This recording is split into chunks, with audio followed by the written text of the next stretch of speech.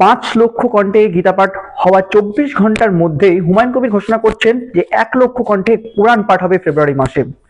তাহলে কি আদতে হিন্দু মুসলিমের যে দ্বন্দ্ব বারংবার বলা হয় আদতে কি সত্যি হতে চলেছে?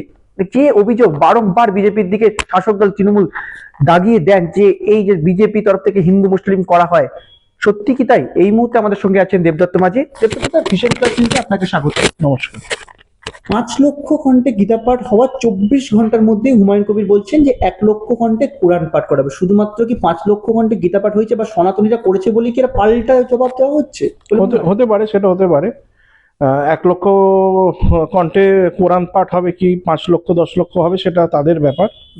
এবং আমি তো আমাদের যারা আমার সংগঠনে আসে আমিও তাদেরকে বলি অল্প হলেও কোরআনটা পড়ো। আমি তাদেরকে কোরআন পড়াই, কোরআন পড়তে বলি, তাদের কোনো অসুবিধে নেই।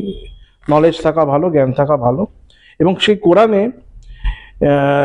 হিন্দুদের প্রতি কি ভাবনা চিন্তা আছে, কাফেরদের প্রতি কি ভাবনা চিন্তা আছে সেটা স্পষ্ট বর্ণনা আছে এবং সেটা পড়াটা উচিত।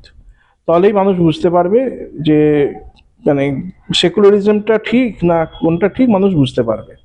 এবং আপনি যে প্রসঙ্গটা তুলছেন যে 5 লক্ষ কণ্ঠে গীতার পরেই 1 লক্ষ কণ্ঠের কোরআন, দেখুন গীতা তো আমাদের ভগবান শ্রীকৃষ্ণের যে অর্জুনকে যা বলেছিলেন সেটাই গীতা হয়েছে এবং সেটাই ভারতের পবিত্র ভূমিতে দাঁড়িয়ে হয়েছিল এবং যুদ্ধক্ষেত্রে হয়েছিল। এবং সেটার উপর আমাদের শুধু অধিকার নয়, গীতা পাঠ করা আমাদের কর্তব্য। গীতা পাঠ করা, গীতার প্রচার করা, এটা হচ্ছে আমাদের সনাতনীদের কর্তব্য। এবং আমরা দেখতে পেয়েছি যে আমাদের প্রধানমন্ত্রী নরেন্দ্র মোদীজি ভ্লাদিমির পুতিন, রাশিয়ার রাষ্ট্রপতি, তাকেও গীতা গিফট করেছেন এবং তিনি সেটা ফ্লাইটে যেতে যেতে পড়ছিলেন, তার ছবিও ভাইরাল হয়েছে। তো গীতা তো আমাদের অধিকার এবং আমাদের দায়িত্ব, কর্তব্য। সেখানে দাঁড়িয়ে 1 লক্ষ কণ্ঠে কোরআন পাঠ, আমি বলবো তারা সেটা করতেই পারে, আমার তাতে কোনো বক্তব্য নেই। আমি এর সঙ্গে আরেকটা প্রশ্ন তুলছিলাম যে এ রাজ্যে বারংবার তৃণমূল যে অভিযোগটা করে যে বিজেপি তরফ থেকে হিন্দু মুসলিম দাঙ্গা বা সাম্প্রদায়িক যে রাজনীতি সেটা করা হয়, কিন্তু আজকের দিনে দাঁড়িয়ে দেখা যায় আমরা রেড রোডে মুখ্যমন্ত্রী মমতা বন্দ্যোপাধ্যায়কে দেখেছি, ইফতার পার্টিতে দেখেছি, কিন্তু লক্ষ ঘন্টা গীতা পাঠে নিমন্ত্রণ থাকা সত্ত্বেও তিনি এলেন না। তাহলে এটা একচক্ষু বিষয়টাকে কিভাবে দেখছেন আপনি? দেখুন, উনি যে 5 লক্ষ কণ্ঠে গীতা হয়েছে এখানে ওনাকে নিমন্ত্রণ করা হয়েছিল, উনি আসেননি। এবং ওনার বক্তব্য হচ্ছে এটা বিজেপির, সেখানে স্টেজের ওপর কোনো মঞ্চতে কোনো বিজেপির নেতা ছিল না, সাধু সন্ন্যাসীরা ছিলেন, বিজেপির কোনো ফ্ল্যাগও ছিল না। এটা ওনার একটা বাহানা, এক্সকিউজ। তার কারণ উনি যদি লক্ষ কণ্ঠে গীতা কি 5 লক্ষ কণ্ঠে গীতার অনুষ্ঠানে কি এতে আসতো, তাহলে তার যারা ভোট ব্যাংক তারা হয়তো ক্ষিপ্ত হতো এবং তাদেরকে উনি সামলাতে পারতেন না। তাই জন্য উনি আসেননি, এটা হচ্ছে নাম্বার 1। নাম্বার 2, ওই যে মানে সব মানুষের কানে সব কিছু সহ্য হয় না।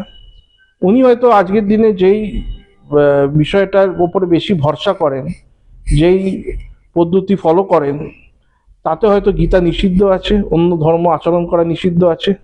কারণ এখানে তো সব কিছু পিওর, সাধু সন্ন্যাসী যারা এসেছিলেন তাদের লক্ষ লক্ষ শিষ্য এক একজনের। তাই জন্য উনি এখানে আসতে ওনার অসুবিধা হতো, তাই আসেনি। আমরা আরেকটা জিনিস দেখলাম, যেদিনকে লক্ষ কণ্ঠে গীতা পাঠ হচ্ছে তার ঠিক তার আগের দিনকে বা বাবরি মসজিদ প্রতিষ্ঠা, সেইখানে দেখা যায় হুমায়ুন কবির বাবরি মসজিদ প্রতিষ্ঠা করছেন বলে তাকে সাসপেন্ড করে দেওয়া হয়। কিন্তু অন্যদিকে হুমায়ুন কবির স্বয়ং নিজে বলছেন যে রাজ্য পুলিশ যথারীতি তাকে প্রোটেকশন দিচ্ছেন বা যথারীতি সাহায্য করছেন। তাহলে আক্ষরিক অর্থে এই যে বাবরি মসজিদ তাহলে মূল কে প্রতিষ্ঠাতা বলে আপনার মনে হয়? দেখুন, এই বাবরি মসজিদ যেটা তৈরি হচ্ছে, হুমায়ুন কবির যেটা করছে, এটা সম্পূর্ণভাবে তৃণমূলের সাথে বোঝাপড়া আছে এবং এই ওয়েল আন্ডারস্ট্যান্ডিং এতেই কাজটা হচ্ছে। এবং রাজ্যের পুলিশ প্রশাসন এবং সমস্ত রকম যে রাজ্যের মেকানিজম আছে এই প্রদেশের, তারা হুমায়ুন কবিরকে সহযোগিতা করছে, এমন ফান্ডিংও করছে। এত লোক যে টাকা দিচ্ছে, এরা কাদের ভোটার? পশ্চিমবঙ্গে এত লোক করছে কাদের ভোটার? সব বেশিরভাগই টিএমসির ভোটার এবং সারা দেশ থেকে তারা সহযোগিতা পাচ্ছে বাবরি মসজিদের নামটা আছে বলে। বাবরের যে বাবরি মসজিদ ছিল সেই ইস্যুটাতে ওরা পাচ্ছে। এবং এটা পুরোপুরি আন্ডারস্ট্যান্ডিংয়ে আগামী দিনে হুমায়ুন কবির ইলেকশন লড়ে জিতবে। যদি জেতে, উনি বলছেন জিতবে, জিতে আবার মমতা তাকে জামাই আদর করে তাকে দলে নিয়ে নেবে। এখনই যে দলে আছে খালি টেকনিক্যালি তাকে সরিয়ে রেখেছে। এটাকে এটাকে এটা মমতা বন্দ্যোপাধ্যায় খুব ভালো শিখেছে।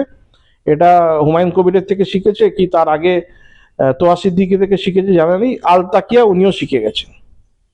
আমরা ঈদের নামাজ পড়তে দেখেছি ওনাকে রেড রোডে যতটা নিষ্ঠার সঙ্গে, গতকাল আমরা মদনমোহন মন্দিরে সেইখানে যেভাবে ওনার আরতি দেখলাম, কি মনে হয় এগুলো তো এক আক্ষরিকত্ব অপমানজনক মনে হতে পারে। একদম চরম অপমান হিন্দুদের। আর এটা তো উনি খালি যে পুজো করতে গিয়ে দেখিয়ে ফেলছেন সেটা নয়, হিন্দুর পুজোতে বাধা, হিন্দুর শোভাযাত্রাতে বাধা, দোল খেলবে হিন্দু বাধা, হিন্দুরা দীপাবলি কালী পুজোতে বাজি ফাটাবে তাতে বাধা, হিন্দু যারা বাজি তৈরি করতো সব কটাকে শেষ করে দিয়েছে এই মমতা বন্দ্যোপাধ্যায়। হিন্দু বাজি তৈরি করার আর লোক নেই পশ্চিমবঙ্গে, প্রায় 99% তাদেরকে শেষ করে ফেলেছে। এবং আপনি এটাও দেখেছেন যে উলুবেড়িয়াতে, হাওড়া জেলার সেখানে সরস্বতী পুজো কিরকম বাধা দিয়েছিল। তো ইনি তো পুরোপুরি হিন্দু বিরোধী একজন মুখ্যমন্ত্রী। তাই জন্য বাংলা মানুষের কাছে কোনো আর সেকেন্ড চয়েস নেই, উপায় নেই। এইবারে 26-এ যদি না মমতা বন্দ্যোপাধ্যায়কে তারা হারাতে পারে, বাংলার মানুষের কিন্তু কপালে চরম দুঃখ তবে আছে। এই যে বলছেন যে সেকেন্ড অপশন বাংলার মানুষের কাছে নেই, বা সনাতনীদের উপর কি আক্রমণটা আনা হচ্ছে এই কারণেই বারংবার, যাতে তাদেরকে ভয়ভীত করে দেখা হয়? কারণ কি দেখা যাচ্ছে যে তাদের হয়তো অন্য কোনো অপশন কাজে লাগছে না বলেই কি এই ভয়ভীতি দেওয়া হচ্ছে, যে যাতে তারা 26-এর ভোটের আগে ভয়ভীতি অবস্থায় থাকে? একদম হিন্দুদের ভয় দেখিয়ে ঘরে ঢুকিয়ে দেবার চেষ্টা। কিন্তু আমি এক হিন্দু সমাজকে আহ্বান করব, তাদেরকে অনুরোধ করব যে এতে আপনারা ভয় পাবেন না। আমাদের যারা পূর্বপুরুষ ছিল তারা কেউ ভয় পেতেন না, তারা সবাই চরম সাহসী ছিলেন। আমাদের রাজা মহারাজা গুরুরাও চরম সাহসী ছিলেন। আপনারা সেই সাহসের পরিচয় দিন। তার কারণ এই বাংলা একের পর এক স্বাধীনতা সংগ্রামী দিয়েছে। সেই স্বাধীনতা সংগ্রামীরা বিনয় বাদল দীনেশ থেকে ক্ষুদিরাম বোস, এমনকি নেতাজি সুভাষচন্দ্র বোস, সবাই এই বাংলার ছেলে। তাদেরকে একটু স্মরণ করে আপনারা সাহস করে এই তৃণমূলের যারা গুন্ডা বাহিনী আছে, হারমাত বাহিনী আছে, তাদেরকে এক হয়ে মোকাবিলা করুন, তাদের বিরুদ্ধে এক হয়ে মোকাবিলা করুন। এবং যে যার ভোট সে তার দিন, ভোট দিতে আসবেন, সকলকে নিয়ে আসবেন। ভোট দেওয়াটা শুধু অধিকার নয়, এটা এখন আজকের দিনে বিশাল বড় আমাদের কর্তব্য হয়ে উঠেছে। এবং এই তৃণমূল মমতা সরকারকে হারাতেই হবে। দাদা, কিছুদিন আগে হাওড়া একটি জায়গায় যেখানে দেখা যায় যে মন্দির সংলগ্ন বিষয় নিয়ে কিছু সমস্যা হয়, যেমন আপনি উপস্থিত ছিলেন এবং আপনি পুলিশি হেনস্থার মুখে পড়েন, যদি বিষয়টি একটু বিস্তারিত বলেন। পুলিশ হেনস্থা সেরকম আমাকে করেছে আমি বলবো না। পুলিশরা আমাকে বাধা দিচ্ছিল যে আপনি এখানে কেন এসছেন, কাকে জিজ্ঞেস করে এসছেন, হ্যাঁ কি পারমিশন আছে দেখান। তো আমি বলি এখানে আমার পারমিশনের কোনো দরকার নেই, এখানে 144 নেই। এই লোকগুলোর ওপর অত্যাচার হয়েছে, এরা বেশিরভাগই এসসি হিন্দু, এবং যারা অত্যাচার করেছে তাদের মধ্যে যারা ফ্রন্ট লাইনে ছিল তারা সব টিএমসির লিডার, ক্যাডার এবং জেহাদিরা। এদের ওপর অত্যাচার হয়েছে, পুলিশের কোনো ভূমিকা এখানে নেই। পুলিশ যাদের ওপর অত্যাচার হয়েছে তাদেরকেই অ্যারেস্ট করেছে, তাদেরকেই বাড়ি দিয়ে তাড়াচ্ছে। তাই জন্য আমি এদের পাশে দাঁড়াতে এসেছি। একবার কেন, হাজারবার আসবো, প্রত্যেকদিন আসবো, প্রয়োজন পড়লে আমি এখানে এসে থেকে যাব। আমি আমার ছেলে পুলে লোকজন নিয়ে এসেই ওখানে থাকবো যদি প্রয়োজন পড়ে। আমি এখান থেকে, আমাকে আপনি বলতে পারেন না যে আপনি পারমিশন নিয়ে আসতে হবে। 26-এর আগে তাহলে সনাতনীদের একজোট হওয়ার মনে হচ্ছে, সনাতনীর একজোট হয়ে কি পরিবর্তন আসবে বলে? অবশ্যই সনাতনীদের একজোট হতেই হবে, আর এখানে পরিবর্তন আনতেই হবে। এছাড়া আর কোনো উপায় নেই। শুধু আমাদের প্রদেশের জন্য নয়, আমাদের দেশের জন্য পশ্চিমবঙ্গে টিএমসি মমতা বন্দ্যোপাধ্যায় হারাটা খুবই প্রয়োজন। সংগঠন। ধন্যবাদ।